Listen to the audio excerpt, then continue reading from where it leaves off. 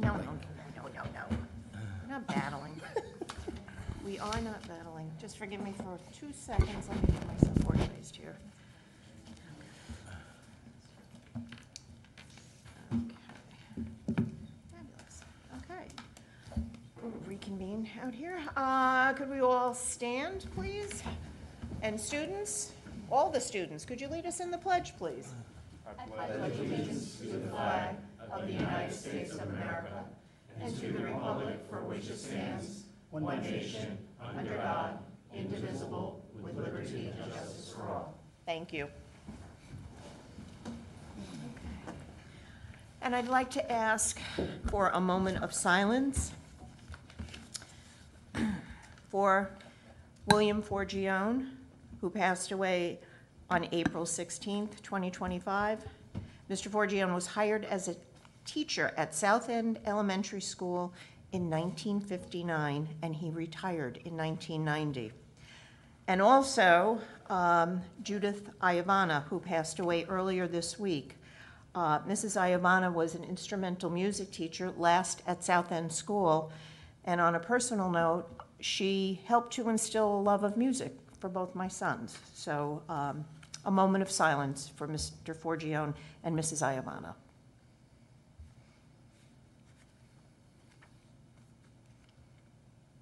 Thank you. Okay. And I shall turn it over to Mr. Medancy. Thank you, Madam Chair. Tonight's celebration, it does say presentation, but I'm going to call it more of a celebration. I know it's a very long robotics season, even though the kickoff is right after the holiday. But once they get started, there's a lot of days, a lot of hours, and a lot of effort put into a season. And I was able to catch one competition this year, and they were very successful that weekend that I was able to get there. And I just really admire this organization. I think all of the parents and the volunteers and the advisors just put a lot of effort into giving these kids a great experience. And you can see the results. So they're here tonight to present to you and show you a little bit about the results. It's all yours.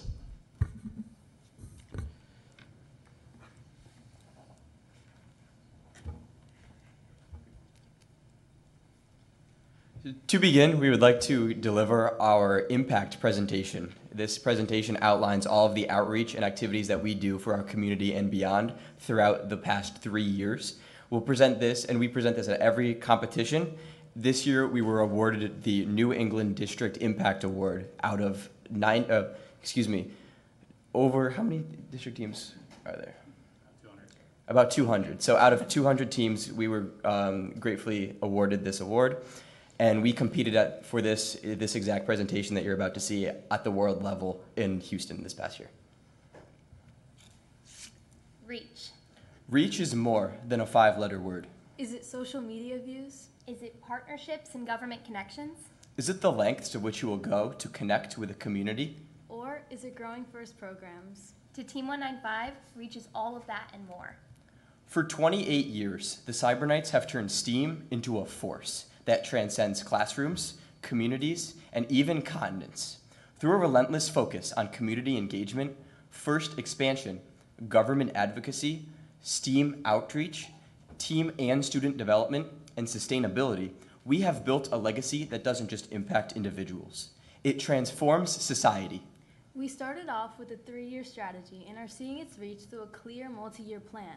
We've achieved over 20,000 student hours and over 3,000 outreach hours annually. Our team is living the FIRST vision. We are creating a world where young people aspire to become the next technology leaders and innovators. Since our inception, our team has directly impacted over 1,200 Cyberknights. Our current team is comprised of 43 students and 21 mentors who work on one or more of our 7 specialized subteams. These mentors represent industries such as aerospace, education, and engineering, and utilize their real-world skills to help support our activities. Students spend over 650 hours in leadership workshops and team building sessions to develop the skills necessary to lead with confidence. In the off-season, technical training takes center stage, with students spending more than 250 hours mastering CAD, programming languages like C++ and Python, as well as manufacturing processes. These experiences enable every team member to excel in their roles and contribute meaningfully to our collective goals. Beyond our team, we reach all ages with the First Vision. In 2023, we had a 200% increase in our FLL efforts. Since then, all of these teams have been sustained. We currently provide mentorship and resources to 21 FLL teams and 3 FTC teams. This outreach has impacted over 250 students and sparks a lifelong appreciation for STEAM. We have shared our full-scale practice field and machine shop to 53% of FRC teams in the state of Connecticut, and we have even reached across state borders. Additionally, our Nightline live chat service enables us to assist teams worldwide, providing advice on anything from technical issues to event preparation. This live chat experience has assisted teams as far as Israel and India. Our annual STEM for All event has attracted over 300 participants in the past 3 years. We offer 23 interactive experiments such as liquid nitrogen and sink or float. This free community event sparks curiosity in young minds that creates a lasting passion for STEAM. We also work to close water disparities through our Waterworks program, which we started back in 2022. The Cyberknights strive to bridge the gender gap in STEAM. In 2024, we launched programs such as Girls Who Code and Girl Scout STEAM Camp to help children explore technology. We designed and delivered our curriculum for Girl Scout STEAM Camp, as well as designed, delivered, and published our curriculum for Waterworks to help new STEAM curriculum reach new audiences. We take pride in our Elder Knights program, which has run for 7 years and impacted over 150 senior citizens. We use Lego therapy to aid those with memory-related conditions, and we have seen firsthand what it could do to help. This initiative demonstrates that STEAM could be used to build bridges across generations and enhance lives in unexpected ways. Our roots in Sellington run deep, and we take pride in being an active part of our community. From participating in the Apple Harvest Festival Parade, where we reach over 100,000 people, to honoring our veterans, we are committed to creating a lasting impact both locally and in neighboring towns. We have also brought our message to the state level through the CT State Manufacturing Fair in 2023 and 2024. We've been invited and will appear here again at the end of this month. Here, we advocate for STEAM education to all 1,000 attendees and all 151 lawmakers. We've strengthened support for robotics while making valuable connections with potential sponsors and advocates. Recently, we have proposed a piece of legislation that would create a grant to provide FLL materials to schools in order to further the incorporation of STEAM curriculum. This document has been proposed and reviewed to 9 lawmakers within the state of Connecticut. Our long-term success is built on a foundation of sustainability. Our students are directly involved in securing funding, raising over $43,000 this year alone through sponsorship drives. By fostering strong relationships with our sponsors, we ensure that their support goes beyond monetary contributions.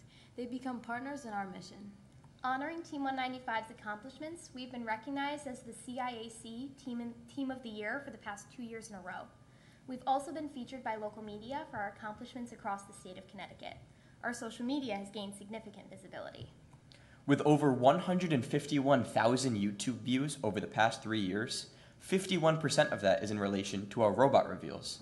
In fact, our YouTube interaction is up over 5% in the past 2 years, with 2,600 hours consumed. Our platform on Instagram saw more than 112,000 views throughout last FRC season alone. This social media presence includes robot reveals, the Nightline, our team updates, as well as our community outreach. Preparing for the future is a key part of our strategy. All of our underclassmen participate in FTC, where they gain the skills needed for FRC. They are mentored by the upperclassmen students. With a 95% student retention rate and consistent sponsor engagement, we've created a model that ensures our team's impact will last for years to come. So, what makes Team 195 different? The Cyberknights are more than just a robotics team. We are a catalyst for change, a source of inspiration, and an advocate for our community. From mentoring the next generation of engineers to connecting with seniors, from growing FIRST programs to championing STEAM education, our work continues to transform lives. We strive to spread the FIRST mission, impact the FIRST community, and inspire STEAM for the future. Together, we are creating a future where innovation knows no bounds. Where we instill lifelong skills into our team members. Where we shape young minds. Where we advocate for our community through our government. And where we sustain long-term, quantifiable impact on every individual team, and community we reach. Thank you. Wow.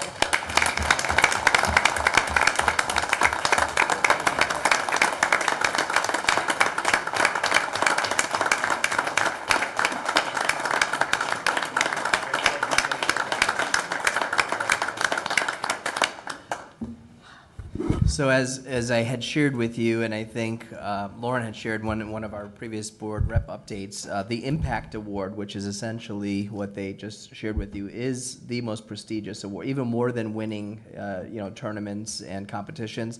That's the one that they hold in the highest regard, and so it's a very big deal this year that they were able to pull that off. So congratulations. Thank you.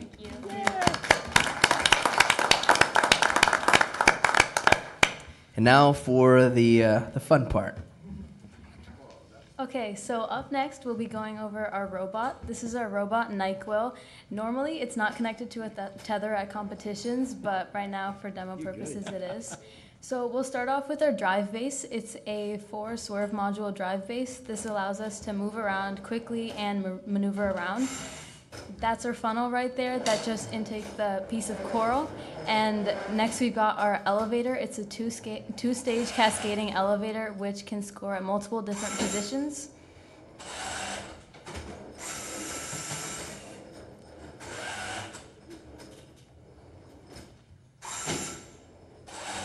The operator has multiple different buttons where it can select the position that the robot wants to go on. So they're able to score in multiple areas.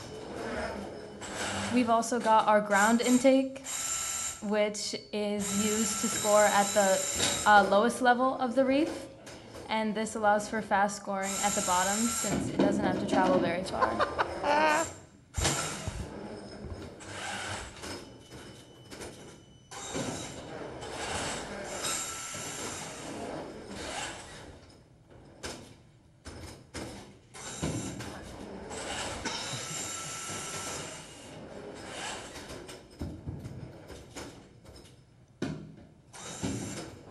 Next, we have our climbing mechanism, which has a magnet on it, so the cage is able to stick to the magnet, and then this signifies to the sensor on there that the robot is ready to climb, and so the operator presses one button, and then the entire climb is automated.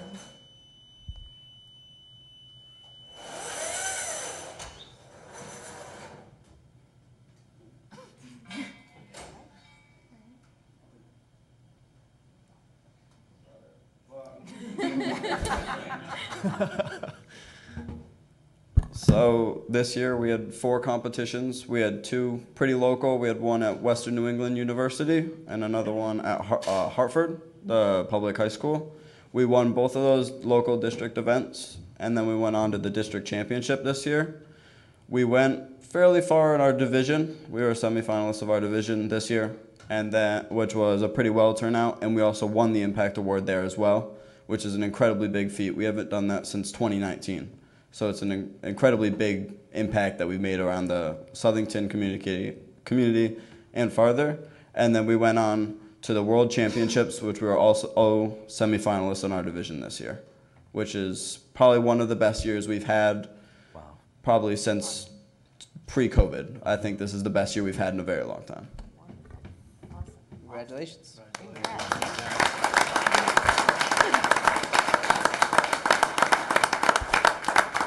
So, as a representation of our continued success, and thanks to the Board of Education and the town of Southington for supporting us, I would love to present the Board of Ed with a plaque from our Hartford District event win with the robot.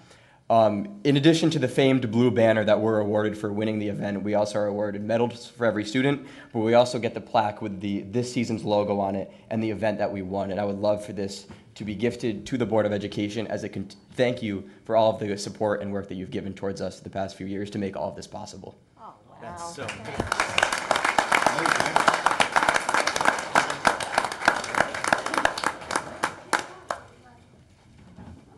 She's gonna cry. Yeah. You know how I feel. I am your cheerleader. You impress me every time I see you. I hopeful that I was gonna get hit with the ball, but we are just so proud of you. We are so proud of your reach in the community. Can I be one of those seniors that builds Legos?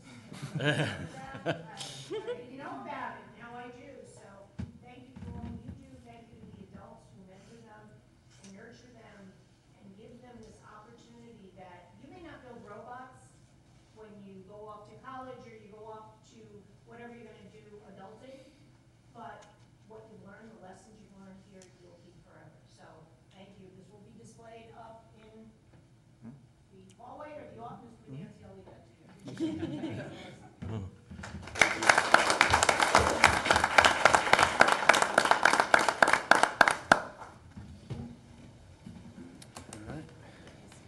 And we can take a 3-minute recess. Oh, did you want to say something, Mr. Mann? I'm sorry. I would just like to mention, and I've been watching these things for a long time, and I don't know if people realize the impact in the world.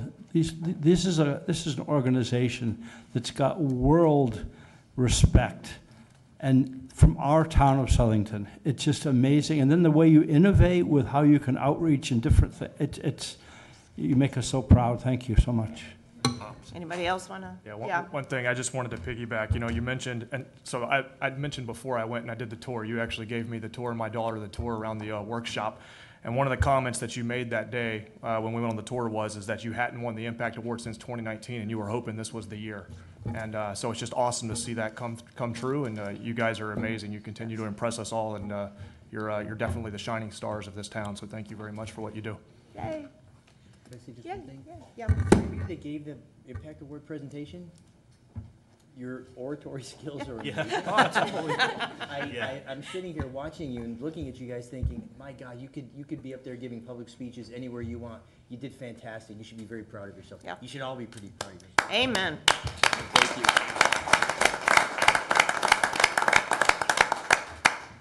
So I have a couple inventions that I've never shared with anybody yet, but they're big, and I believe they would do very well. So I'm going to hire those three to go on Shark Tank, and I'll just be the guy behind with the idea, and they can pitch it, and we'll split the profits. Okay. All good. Thanks, kids. Thanks so much for sharing the robot with us. Thank you for having us. Hey, Can I just absolutely have our one? pleasure. Al? Madam Chair? Can I Yes. Just want to, yesterday morning, I happened to be at Goodwin University. That was it was a conference that was held by Electric Boat, and they called it Rising Tides. And it's how to develop young students for activities involving building of submarines. So it was kind of focused. And it was unique because one of the speakers from the state of Connecticut made mention of our robotics teams.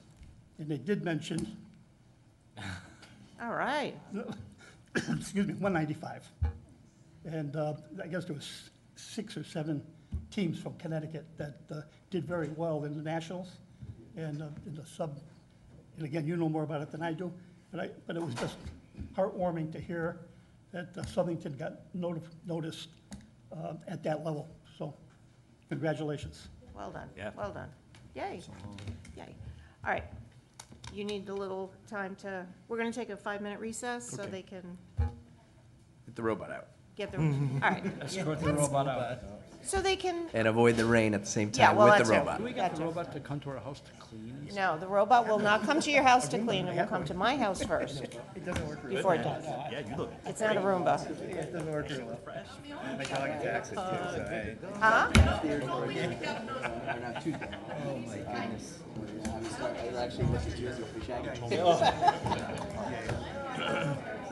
Amazing what a fresh cut can do. He looks a lot better than the Celtics look right now. Oh my God. I'm so Steve. depressed about that. I mean, up 20 twice in a year. What's, okay, that happens. Twice, on an ice like. Got to know how to close out games, man. That's the whole thing. It's just, the Knicks turn on another year on defense, and we continue to try and jack up threes We are missing wide open shots. all year that we've hit. Yeah, like, correct. You know, Wide there was one of the games, I'm trying to think what game it was it in the first round? The first 2 games, they couldn't miss. They blew up by like 30 because they would have like 15 threes, 20 threes in the first half. You know, I think the one thing that they do need, though, they need a consistent Porzingis presence. And like him in the lineup, out of the lineup, like you don't know from day to day. They're probably getting more than they bargained for with Horford because he's old. Yeah. Al Horford? He's like 50. How you doing? He won the national championship with Florida in 2007. That's so like. No, 2006. Do you see him anymore now? Sean, isn't it crazy though? Like, some guys just have a genetic Something you see. The genetic How do you code. play You know, professional I see him in the basketball summer more than anything. for 20 years? I know, with a bunch of 20-year-olds. You know what I'm saying? And like staying healthy, and you know, and that's why I think a lot of that is mental. No, I totally get it. You got to treat your body right in the offseason. Like you can't just, you know what I mean? Show up, play the NBA season. Like it's all the food, everything that, and genetics. 100%. I mean, to see what these guys go through. I thought he retired. Good for him. Let's go Knicks, you know? Jasper. Listen, I'm like this though. You know, the Celtics. Jasper, be easy. I didn't pick up my phone when Duke lost. So. This is true. But it was like juice or something. And this is not My good. entire car just got sticky red stuff all over it because it was spraying as he was dumping it. I'm like, so I obviously had windshield wiper fluid to kill it. Yeah, later. But it was just absolutely. It's just beautiful around here. It's the way they drive now. And even although the thing I like, you guys get the darts now where you can track them, so you don't have to chase them. Yeah. Yeah. Okay, they went to the Nationals. Wow. The Arctic Fly Red is Show me all the pictures. They have them all hanging up inside. And, you should go check the place out. Yeah, I need to. It's awesome. They got all the banners and all like, you know, of when they won the events. And they're all there. Championships and all that. But then they have Impact Award banners too. And he said, he was like, these are the ones that are the most important. They're the hardest to get. They're the ones that we go after. And he showed me the one that was for the district. He says, we haven't been able to get this one since 2019. We're hoping this is the year. Which is crazy. Yeah. I'd be interested to know who But won that it. whole pier defines the rummage can. Go ahead, go. We'll find it. That's They're not bright enough to know that they're bright. awesome stuff, man. Yeah.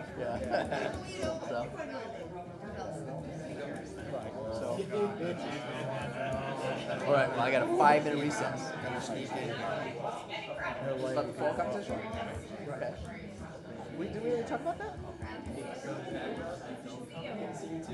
Pretty sure, because Rick mentioned it. There's the guy in Iraq. I feel like I'm going to. Yeah, so I'll touch base with but I'm almost certain. He didn't mention Richard, one of the two. It is in Here's his name. We're talking about it. We were talking about you, so we wanted. Fall robotics competition they want to have. I said, I already heard about it. Yeah, we're gonna get it. Made by some New York company, talking about how in the world they had gone out and actually mentored. That was our priority. We were like, fix the brown statement. Because we might not be prepared for at least having. They would help other teams, and this is the competition. You'll get it. Told you. To me, a level I was of. like, something. I was gonna say, I know we talked about this already.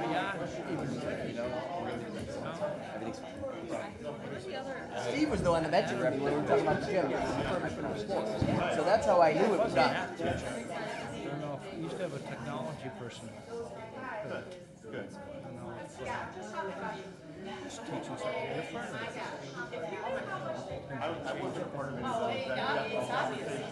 But I'm pretty sure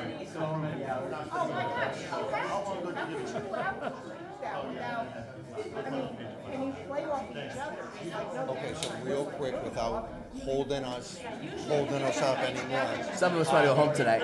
Yeah, no, I know.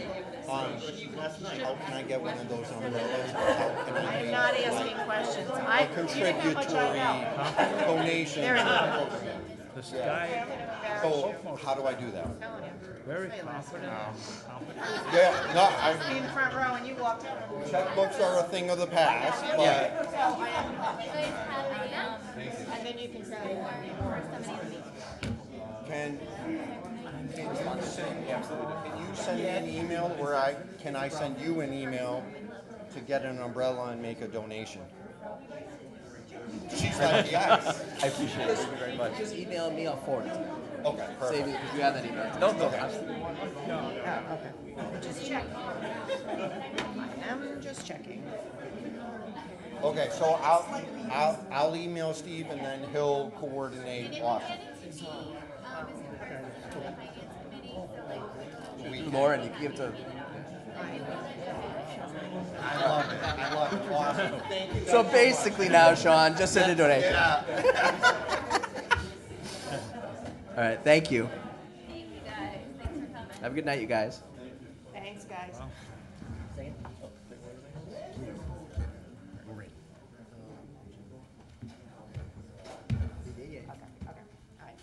Just checking.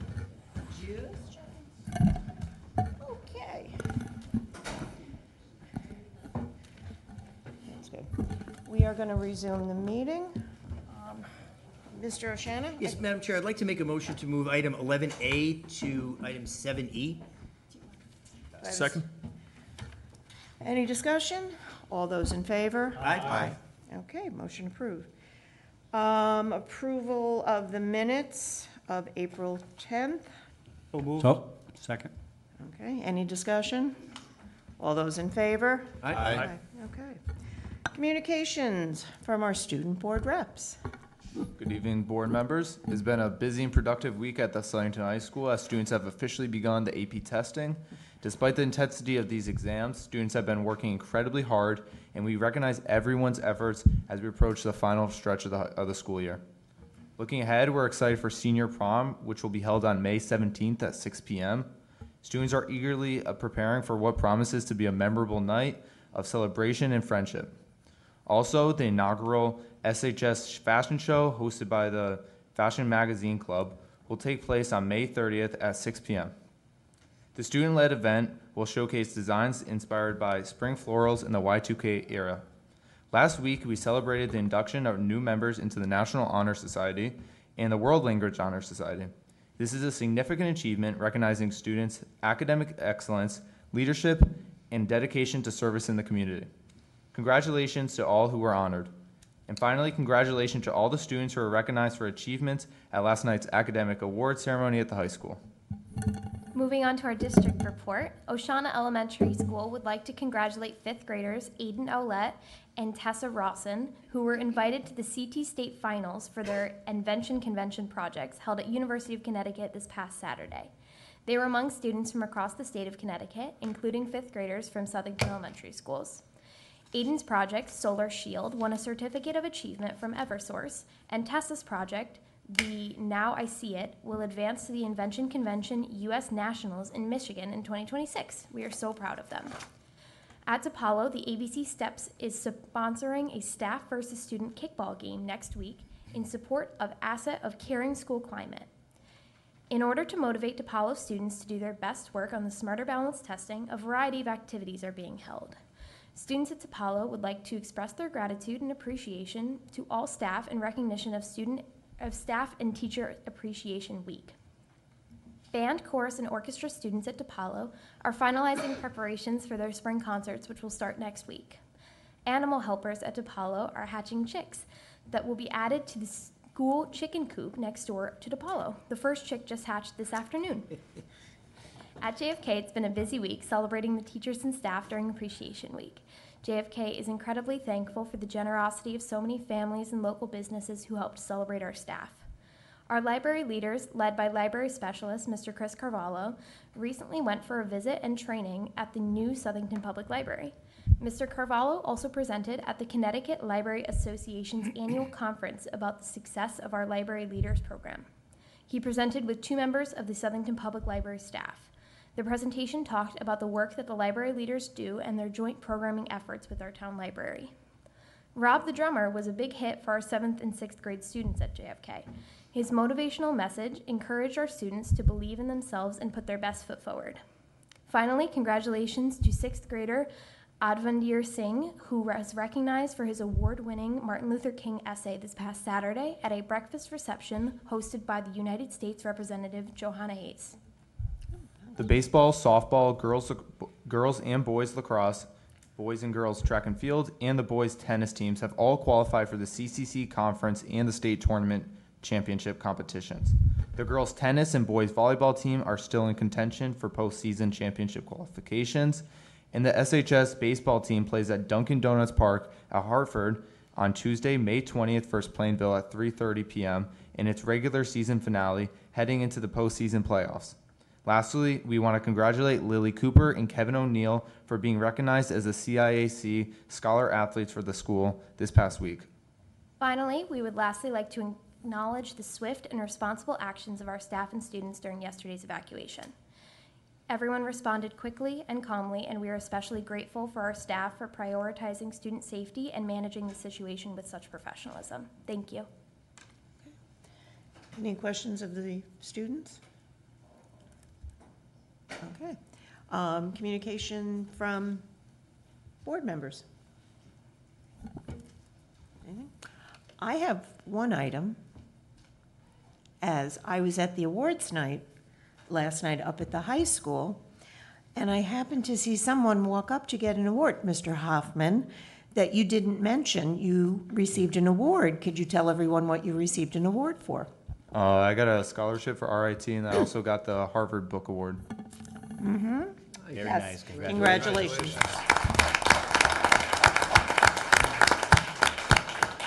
Last night was a wonderful night.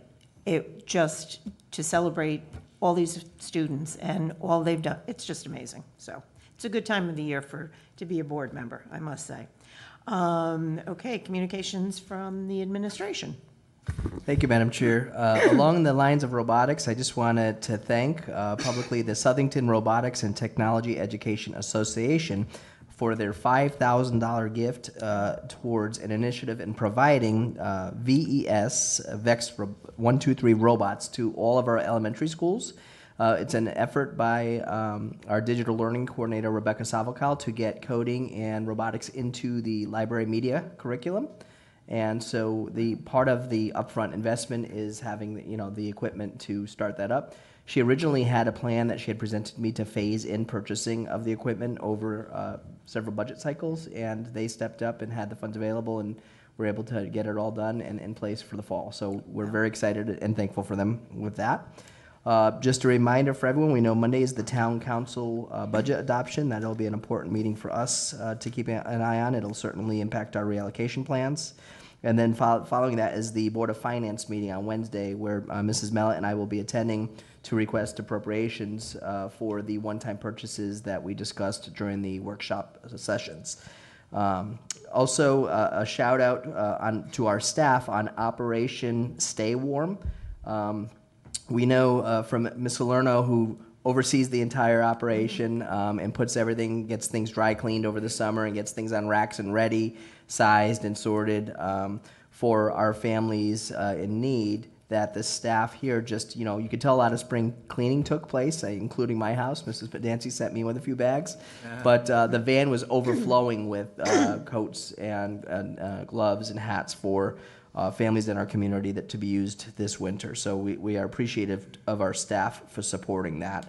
And then lastly, we received the results of, it happens every 5 years, it's the Agricultural Science Technology Education Center. The state comes in and does a program compliance review. We got very favorable remarks and results in that compliance review. There is one requirement, there's recommendations and then there's a requirement that I'm going to try and work with them on. It's that we no longer use one of the classrooms in the building that we currently use for science classes, because it's exclusively supposed to be used for ag sci students, the building. And the high school several years back had an overflow because we increased science class offerings because the labs needing to use the science classroom. So their requirement is that we cease using the classroom for September 2025. The problem with that is we've already finished building the schedule right now. We don't do it, over the summer. So we have several sections slated to use that classroom.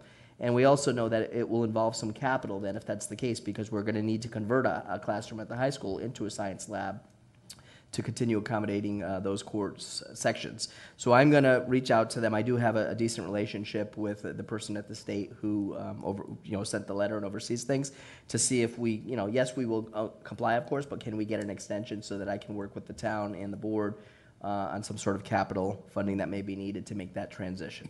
But otherwise, I would say it went so well that the State Board of Education asked if they can come and do a tour of the program and the facility, just based on how well the program is run up there. And so the Harold Mackin, who works for the State Department of Education, and a State Board of Education member, and there were supposed to be a couple others, they got held up in Bridgeport that day, did come down and take a tour of the facility along with Mrs. Clark and I, and it's just remarkable. It got me thinking as we were there. I said, I want to invite our board members in for a visit of the facility, because we hear about it, but to lay eyes on it is a whole nother story. So I will coordinate some dates and send it out to folks that if they wanted to drop in and get a tour. The students were great tour guides. They do the talking. They do a nice job explaining the different courses and programs that exist within the program. So all in all, it was very positive, and I'm very appreciative. Okay. Thank you. Any questions of Mr. Medancy? Yes. Chair, can I have a comment and bless you. Thank you.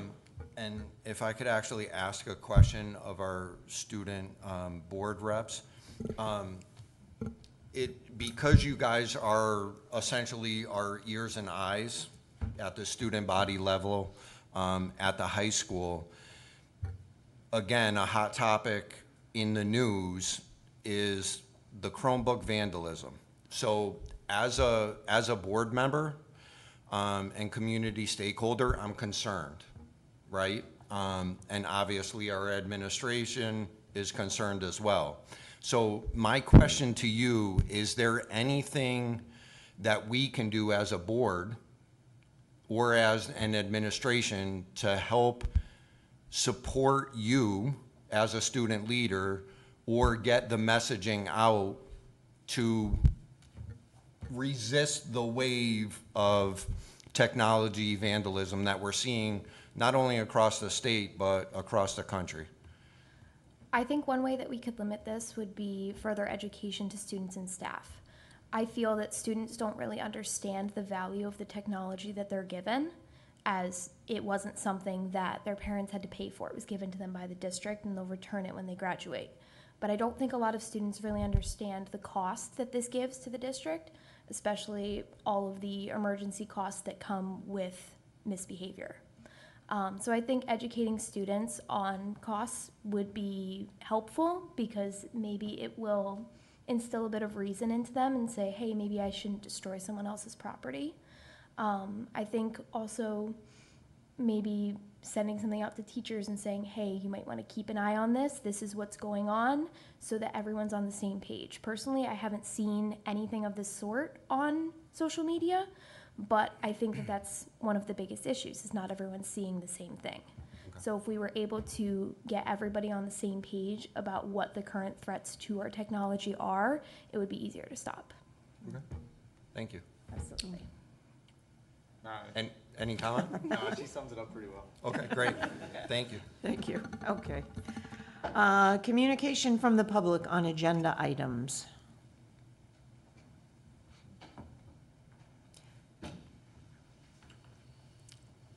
And if you could state your name and address, please, for the record. I'm very nervous. That's My okay. name is Tracy Ianni. I live at 46 Alpine Trail in Plantsville. I'm here tonight to talk about agenda item 11B. I have lived in Southington for 53 years. I love this town, but what I don't love is all the ways it has changed. We seem to build on every blade of grass that is available, often with bigger and bigger homes. Queen Street is unrecognizable to me, which brings me to our schools. During my time here, we always had 9 elementary schools. A decision was made some time ago to close North Center School, where we're standing right now and sitting right now. I know what I thought I heard a couple weeks ago in our workshop. What I thought I heard was a consensus to move forward with new construction for Kelly, and I think maybe also a build out of South End School. And it sounded like maybe the rest was being tabled, but I was a little unclear on that. If the decision, I don't know if you're making any decision tonight, but if you are, anything that involves renovating or rebuilding, I'll be the first person to stand in line to empty my pockets to do so. What I can't support is to close a school, especially a wonderful neighborhood like Flanders School. I feel like that would be a huge loss to our community. I work in one of the schools, not one of the elementary schools, but the school I am in was renovated about 10 years ago, maybe a little more. And we have a classroom there with students with special abilities that in that time, that has expanded from 1 room to 3, and they're still bursting at the seams. So I know what numbers look like right now, but maybe it will change in the span of time that those gentlemen talked about. So a decision to close a school, however far down the line, is not something that I would support. Things have certainly changed since my time as a student. My son is here with me. He was a student here as well. He is now an adjunct professor at CCSU. And I'm not sure what the town gains by closing one of our wonderful schools. I just don't understand it from the word go, and I hope that this board will move away from that thinking. I know that in my own personal experience that the folks that I have talked to, many of them aren't even aware of that, and their first response to me is, why are we closing a school? So what I would ask you for your strong consideration to look at maybe renovating or rebuilding any school that needs it and not closing yet another school. Thank you. Thank you, Tracy. Thank you.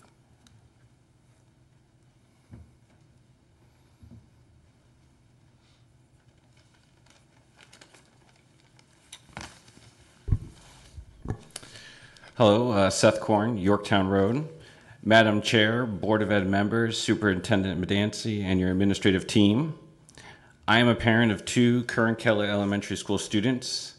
I was not able to attend the recent Board of Education Elementary Facilities Workshop, and unfortunately there was no audio on the recording.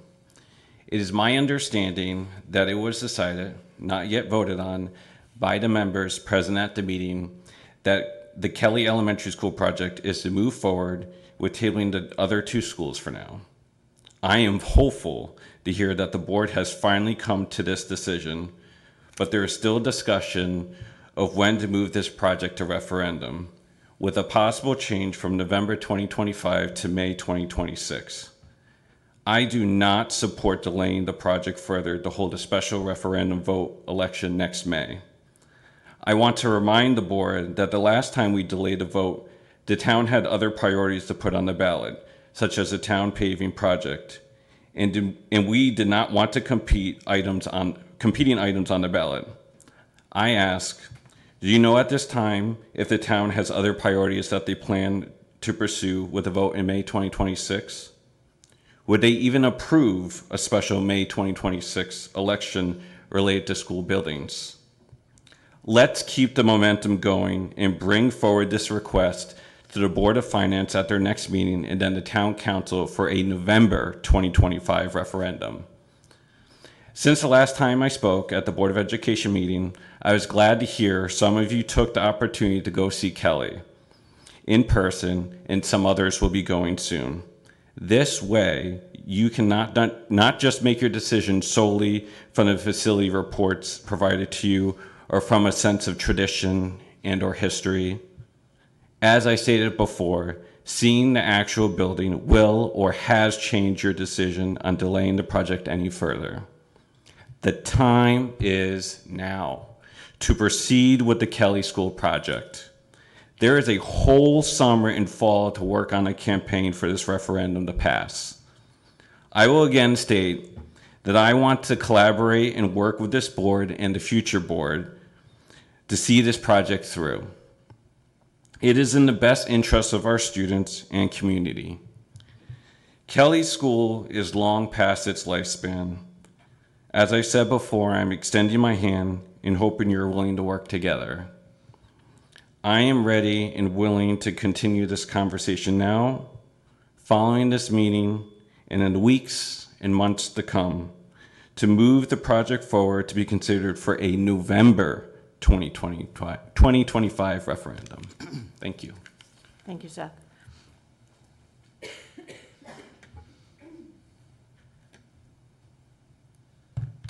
Hello, my name is Andrew Ianni. I live on Alpine Trail, similarly with my mother, Tracy.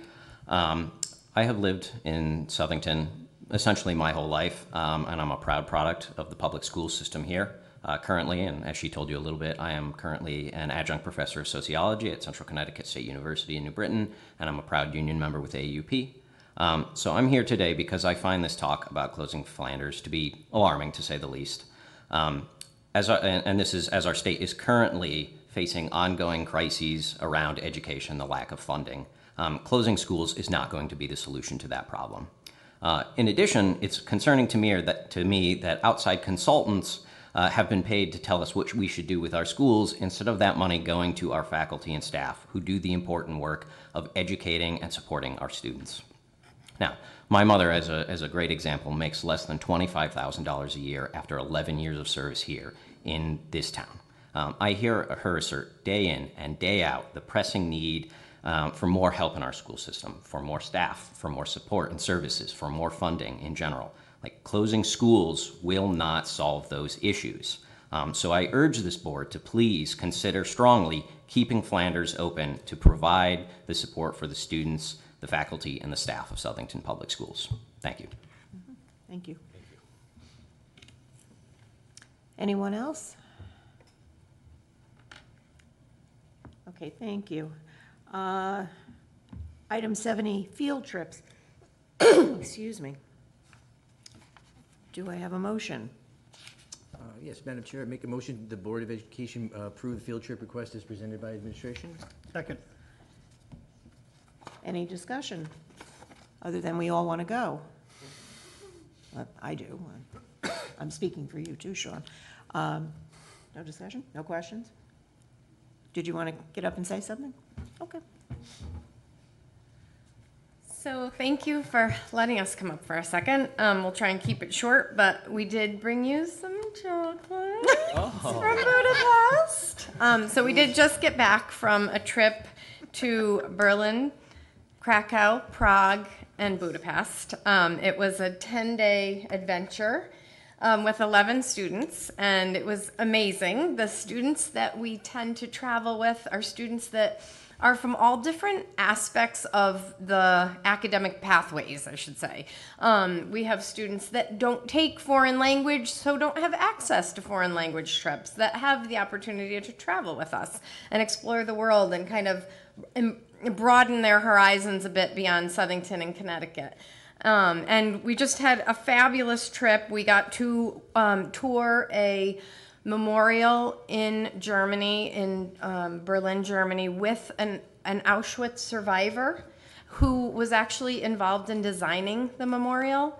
Her stories, I think all of us would agree, that was, in my opinion, the highlight of the entire trip, because to travel on a bus around the city with her and have her tell us stories of what it was really like, and talking to her relatives who lived through Auschwitz, and then to follow that up with going to Auschwitz. It was an eye-opening experience. We spent a lot of time talking to the kids about what they were going to see, what emotions they might feel. Like, we really, I think we take a lot of pride in making sure that these kids are well prepared to appreciate the history, to appreciate the emotion and the power, whether it be standing in front of a Van Gogh piece of art, to standing in Auschwitz or in Birkenau and feeling the emotion all around them. It really has been such a priceless experience for all of us.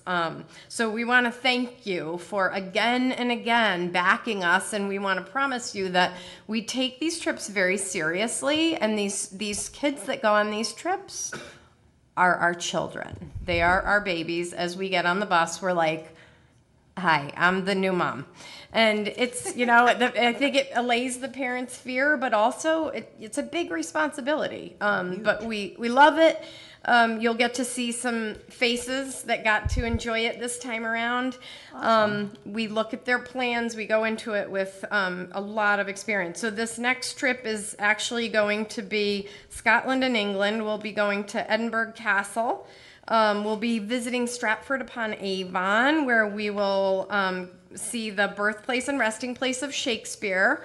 And in the high school, our English students read Romeo and Juliet freshman year. They read Julius Caesar. In fact, I was teaching it today to a couple of multilingual learners. Sophomore year, and then junior and senior year, they read Macbeth and Hamlet. So they are constantly being exposed to Shakespearean works and also beyond those key works, also sonnets. We do a lot with poetry in our English department. So for the kids that go, this is going to be a very meaningful trip. We'll also go to Stonehenge, so they'll get plenty of history. So this is going to be a really exciting trip. I think we're really hoping a lot of kids take advantage of it. We've traveled with as many as 40 before. This time it was as little as 11, so it was really a different experience. And, oh yes, every year we have repeat students, which I think speaks volumes about how the parents felt, how the kids felt. This year we had people who had been on all 3 years since COVID. We have 2 students that have traveled with us 3 times, and 5 students that went on the trip last year, and then they came with us this year. Yeah, so it's been a great experience. So we hope you enjoy the chocolates and keep approving us. That's bribery. Thank you. Yeah. Do we have to give, what'd you say? No, I'm not. Okay, is there any discussion? All those in favor? Aye. Motion passes.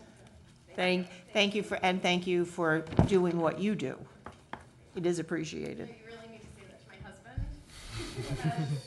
Several years in a row, we have been away on Easter. Oh. It's always April break.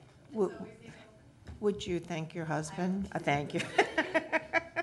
Thank you. Okay, next item on the agenda, committee reports. I have to put my glasses on so I can see. Mr. Bajewski is not here with us, so Mr. Pepe, would you please give the report? Yes. Meeting was called to order at 5:34, and Mrs. Passamano, in her continued effort to revise the 4000 series, presented 10 different descriptions for to update a variety of roles to bring the revisions offered really represent current expectations based on the evolution of each role. Mrs. Passamano had worked with the union leadership to collaboratively update each description. She also proposed providing committee members with a copy of a new employee handbook and related policies. She plans to distribute these documents in May so the committee members can review, and we can plan to either dedicate one very long, large meeting or break it up over a variety of meetings next year.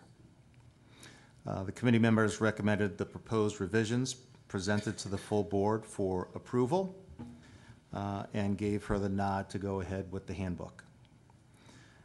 The committee reviewed proposed revisions to policy 5113, attendance, excused absences, and truancy.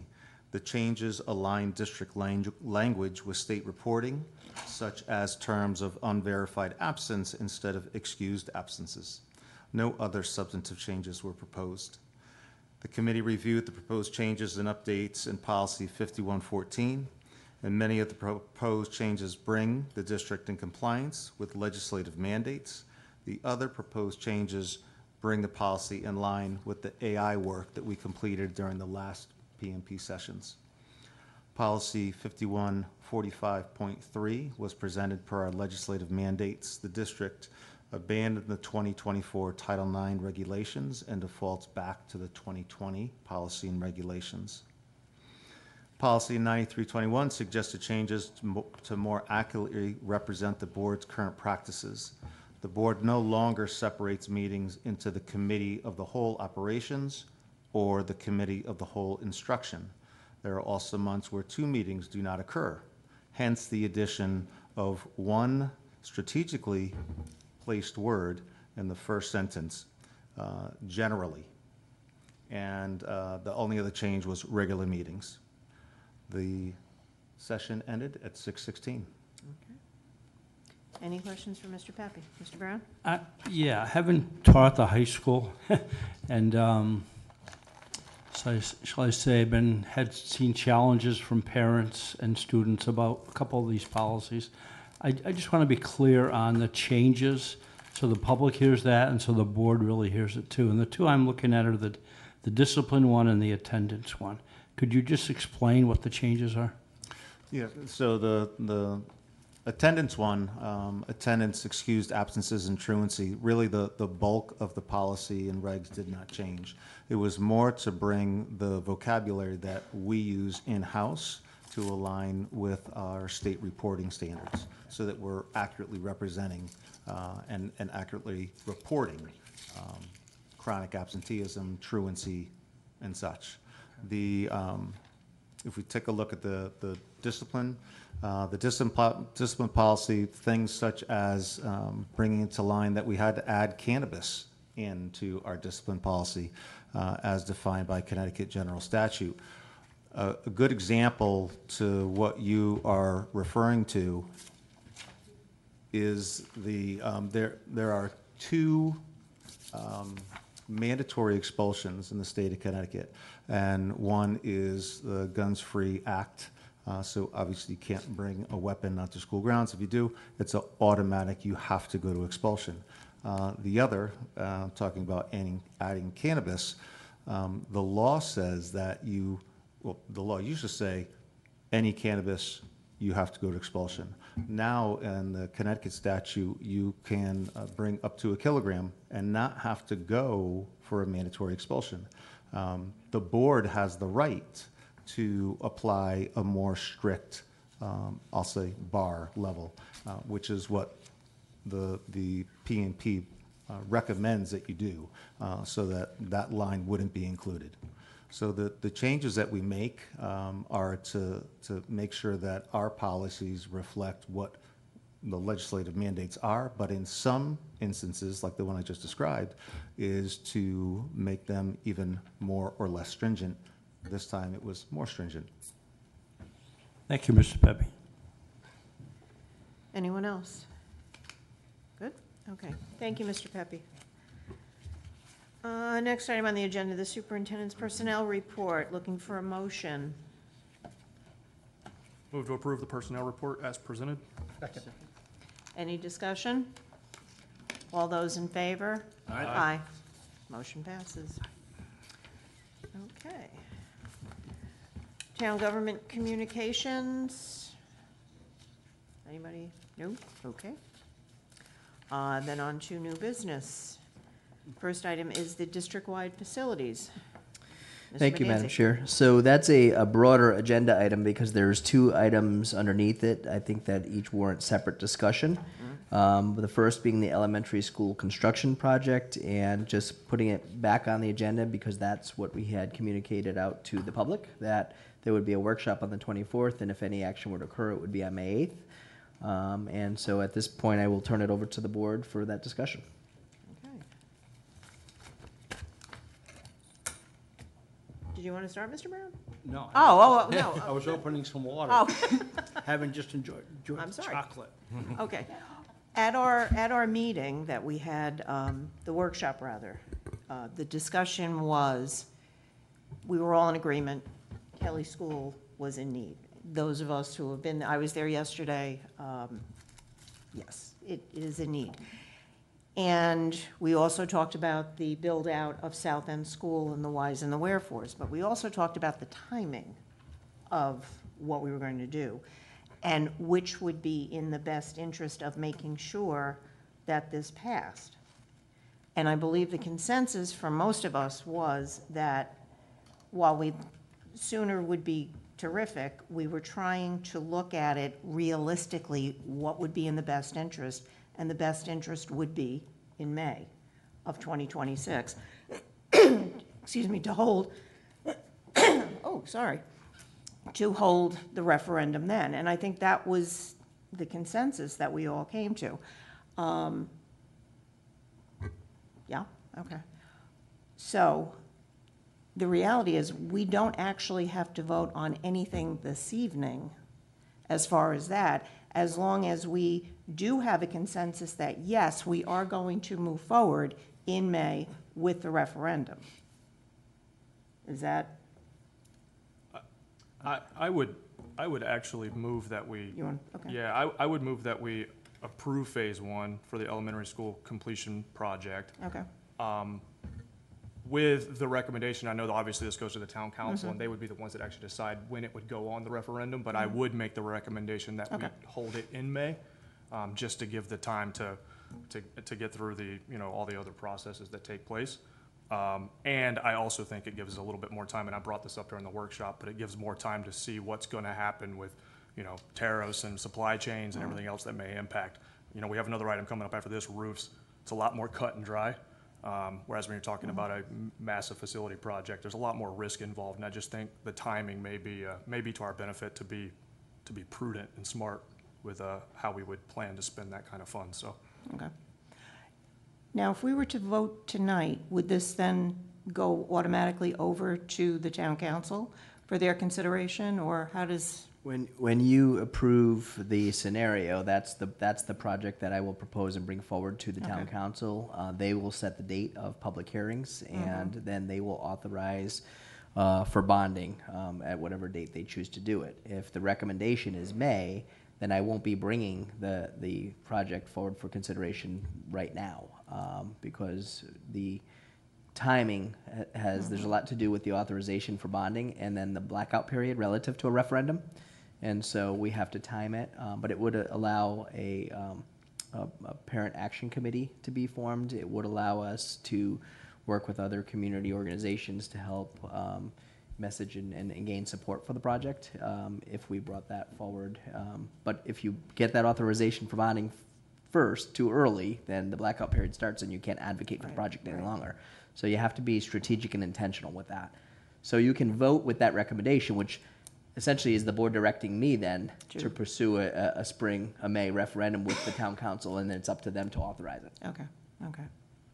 Yes, Mr. Just from a Roshano. timing perspective, if the decision is made and a vote is made for a May referendum, did I hear you say you're not going to bring that to the council now? No, in terms of going through the public hearing process, like proposing the project, getting their approval for it, once that's on the docket, there's going to be public hearings that have to be slated that have to occur before they can authorize bonding. But you want to bring it forward at a time when obviously when the public hearings would happen, so that the public's aware of the project. But then also, if it leads up, the public hearings with the town council and the board of finance lead up to the authorization for bonding, and once that's authorized, then the referendum is slated. The blackout period it starts. So this board makes a recommendation. Yep. Right, but the council makes the decision. Correct. Of when? Of when the referendum was. So if They could say no to next May. Well, that's where I'm going. So what if the council decided, no, I don't want to do May, I want to do November? What happens there? You're not recommending that, unless you're saying next November. I understand that. Yeah. So, but what if the council says, I'm not going to follow the recommendation of the board? I think the decision should be November of 2025. Mm-hmm. It's a good question. I mean, that is certainly their prerogative to do it. I would have to talk about the grant application deadline, the public hearings. I know where we are right now, and I know what their meeting schedule is and what public hearings they would have to have within that timeline. But that is their prerogative. They could certainly do that. So I only raise that in the sense that because if the council wants to make it November, and I have no idea what they would do, right? But if you don't bring it soon enough, they can't do that. So we're kind of forcing a decision to either May of next year or November of next year, right? Correct. Or some point in between. Yeah. It could basically be any point. But the decision of the date is not ours. Correct. Okay, I mean, something's gotta be done. The school needs help. The school has needed help for a long time. Yeah, go through that school a couple years ago, it needed help. So I guess the only other question I'd ask is what is the recommendation tonight? What would be put on the agenda if we're gonna vote on it? Is it Kelly School, or is it Kelly and South End? Kelly and South End is Kelly what and I would South End. propose. It would be the phase one as presented by the committee.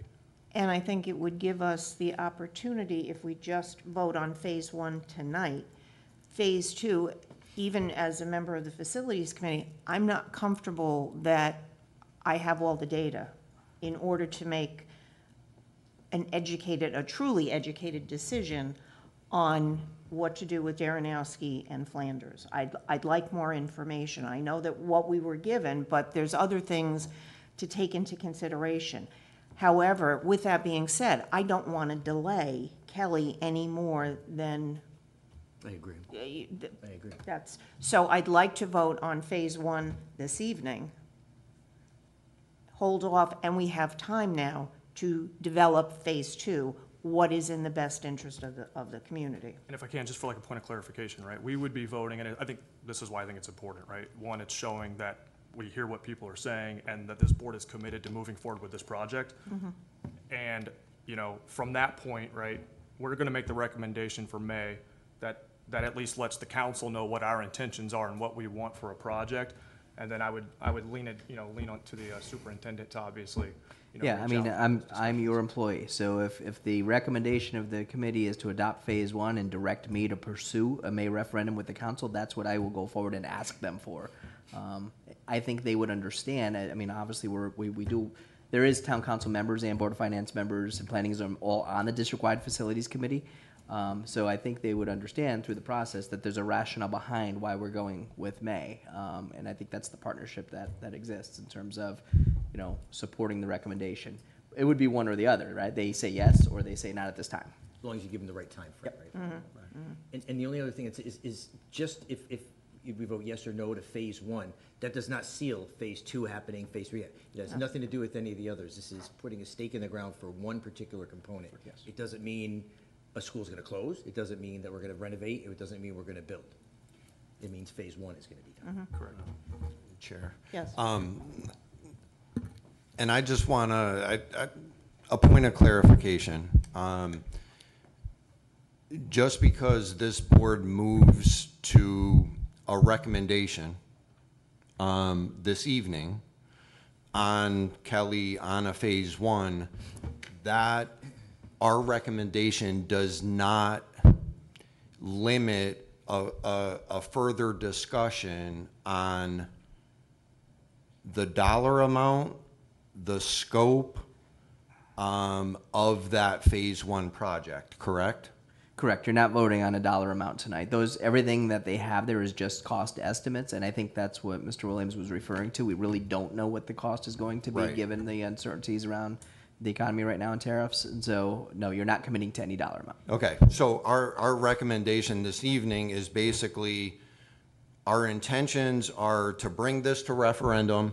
Our recommendation is that occur in the spring of 2026, and then at that point, you have essentially the discussion around, are we in alliance and agreement with that referendum date, and what is involved in the bonded amount?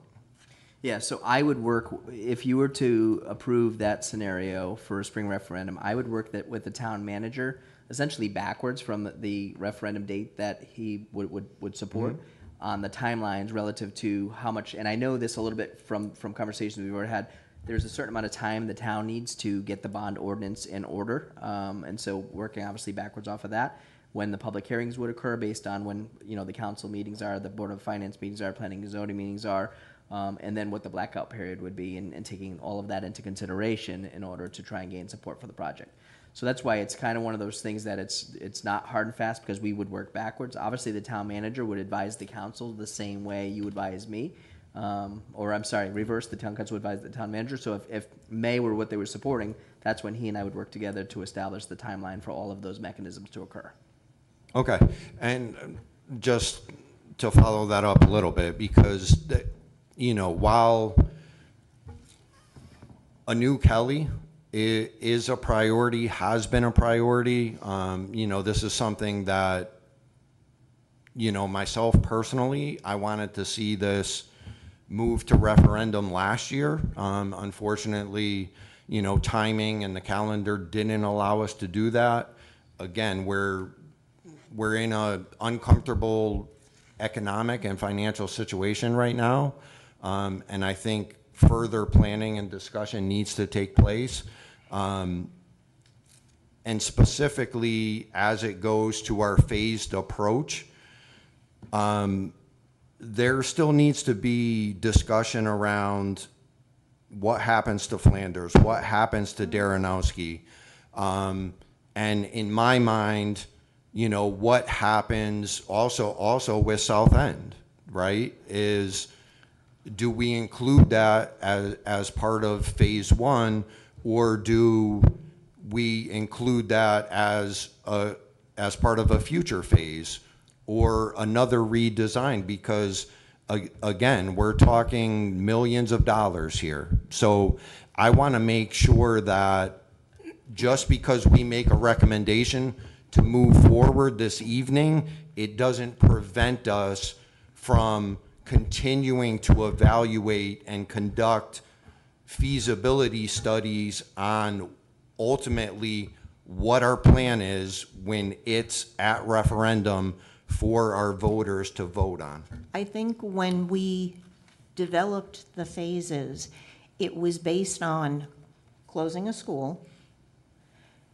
And in order to do that, we would have to increase the size of Kelly School, but we would also, at the same time, have to expand South End School so that we could, and present that to the state of Connecticut for the funding. I can never remember. Department of DAS, Department of Thank you. Administrative I can never Services. remember that. But that's why those two had to go together, because we have to show the state the utilization that we're going to have.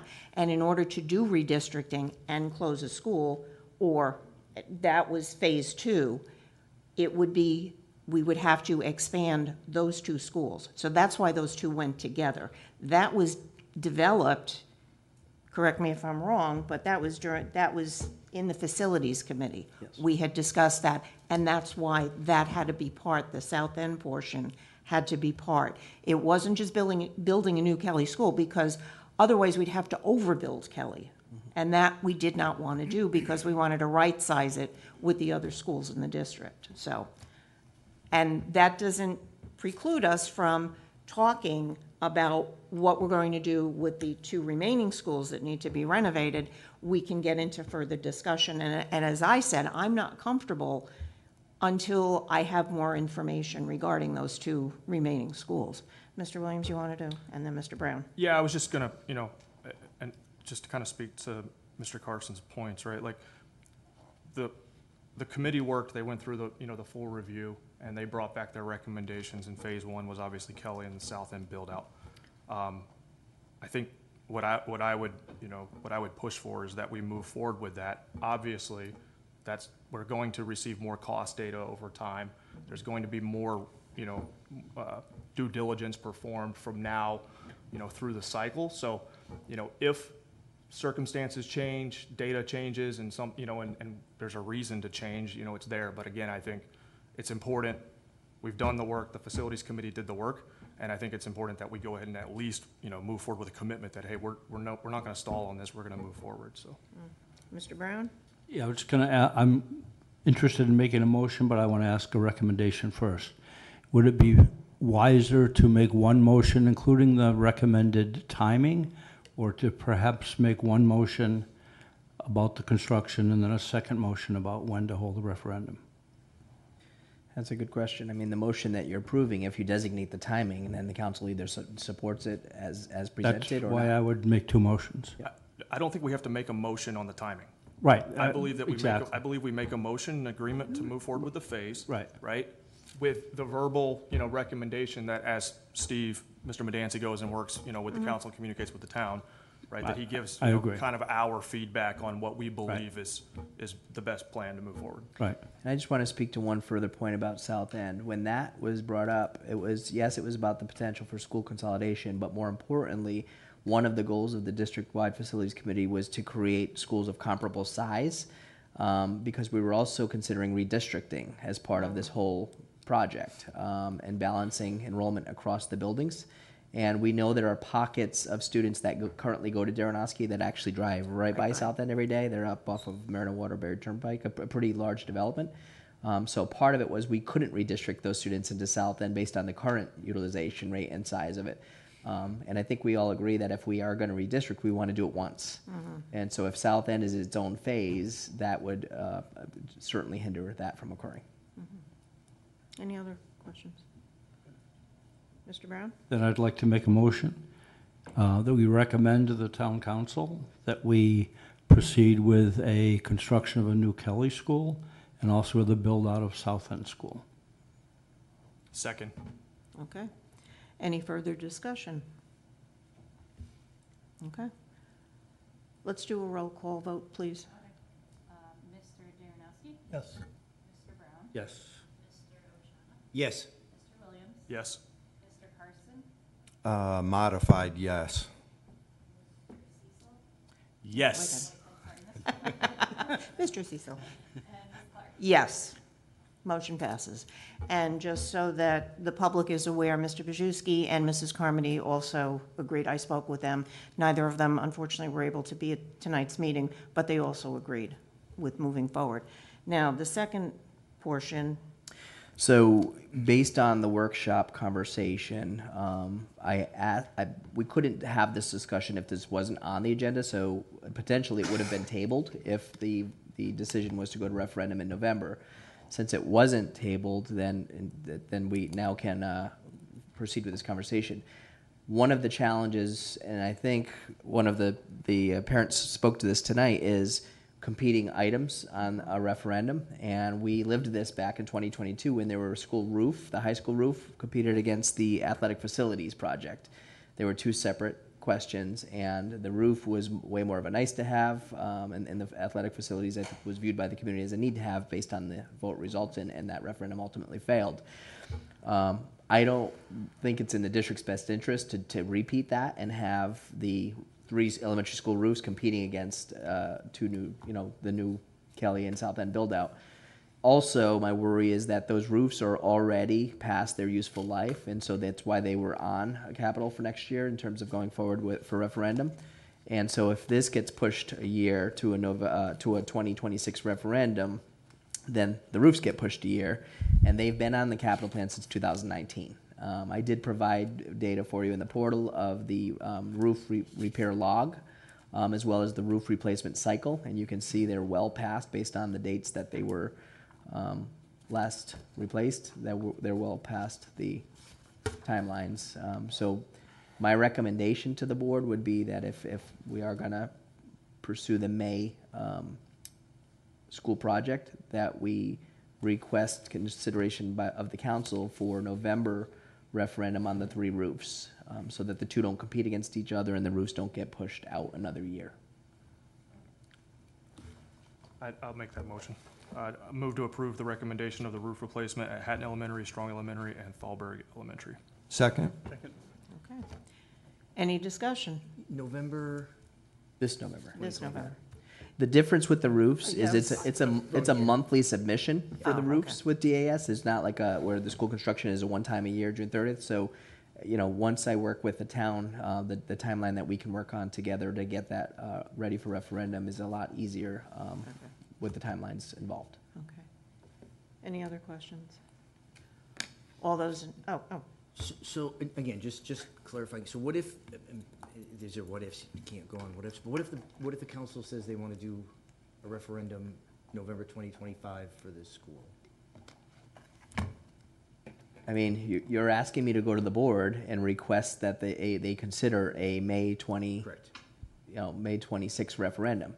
If they decide to go forward with the November, again, the same consideration you're giving right now is the same consideration they're going to give. They're going to say, we're not going to put 2 items forward for November 2025. So they'll say yes to one and no to the other, is how that would play out. Good question, though. Any other questions? Just to try to make sure that we deconflict, should we, now, I guess this is kind of a point of order question to the parliamentarian. Should we modify the prior vote for the schools to say that we would be pushing for the May referendum on those, and this one specifically for November? I mean, your motion is your record, and so that shows what you're asking.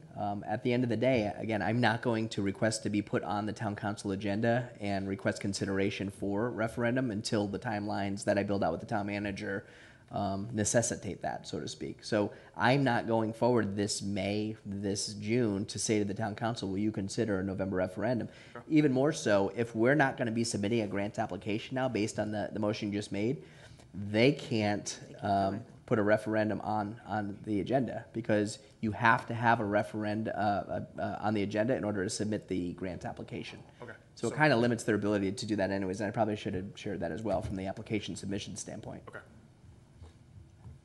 So I think it's deconflicted. Okay. Any other questions? Okay. Just for yeah. clarification, Madam Chair, so the roofs that we're talking about, can we just get clarity on exactly what school roofs those are for? Yeah, it was Hatton, Strong, and Thalberg. Hatton, Strong, and Thalberg. Thank you. Okay. Any other questions? All right, we have a motion on the floor? Yes. All those in favor? Aye. Aye. Any opposed? Okay, motion passes. Okay. Madam Chair? Yes. We got Town Council Chairperson, Chaplinsky in the back. No. Public comment is coming up. Just hang on there. Hang on there. Okay, we have the first reading of policies on attendance, student discipline, sexual harassment of students, time, place, and notification of meetings. As always, if you have any questions regarding any of those policies, either see Mr. Pepe or Mr. Bajewski. We have approval of job descriptions. I'm looking, their administrative assistants for the elementary, middle school, bookkeeper, high school ag sci, high school assistant principal's office, high school attendance office, high school nurse's office, high school principal's office, high school purchasing department, high school special ed, high school counseling, middle school, high school. I'm looking for a motion. Can we do one for all? Yeah, we can do one because they're all the same job title with? Yes. Yes? Okay. So, The Board of Education approve the job descriptions as presented. Second. any discussion? All those in favor? Aye. Aye. Motion passes. So for all those job descriptions, thank you for your work. Mrs. Passamano. Public communications. Mr. Chairman.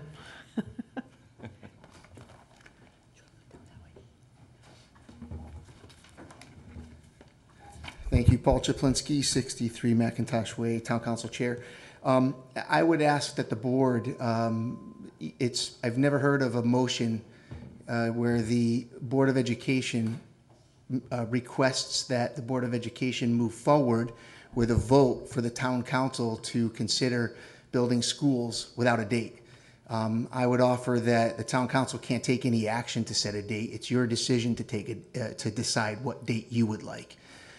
So the Town Council will not put on an agenda, at least at this point, on an agenda to determine when it should be done.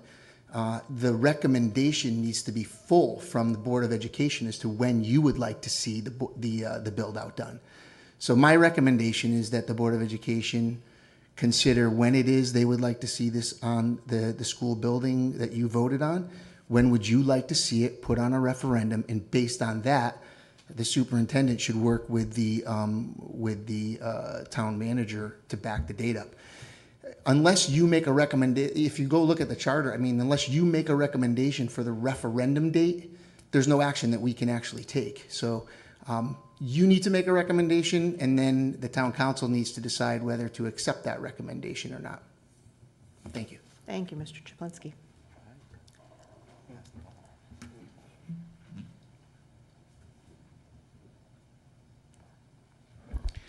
Seth Korn, Yorktown Road. I am excited that we finally came to the part where we can agree that Kelly has to happen and South End has to happen. I still have concerns on moving to a May referendum. The schools that you're discussing that need new roofs, they've already been touched and renovated. Kelly's never been touched. It's time. You created, or there was created, a district-wide facility committee, which members of the Board of Education were, town council members were a part of that. The finance committee, I believe, was also had members of that. They all listened to the same information you have heard and have all agreed stage one needs to happen. Not any time later, it needs to happen now. I think you really need to look at all your district-wide facility plan, because I think this is a perfect example of when you delay a project, something comes up and something pushes Kelly back again, and we're being pushed back again. November needs to happen. Let the town council decide if they would prefer November. Make a recommendation for November. They can always come back and say, not November, May, because you do not have the decision or the ability to request a May referendum. That is the charge of the town council, I believe. So again, I request that you consider moving and remotioning a vote for a November referendum for Kelly, and let the town council decide, and the finance committee decide if that is not the right decision to make. Thank you.